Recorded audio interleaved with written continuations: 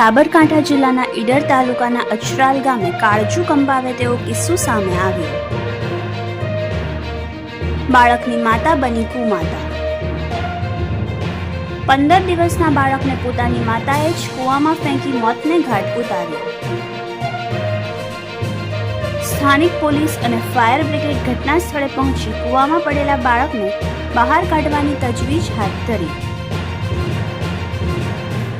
માતાએ પોતાના બાળકને કૂવામાં કેમ ફેંક્યું તે રહસ્ય અકબંધ। ઘટનાને લઈને પોલીસ તપાસ હાથ ધરી। રિપોર્ટર જીગર પંડ્યા, યશવી ગુજરાત ન્યૂઝ, સાબરકાંઠા।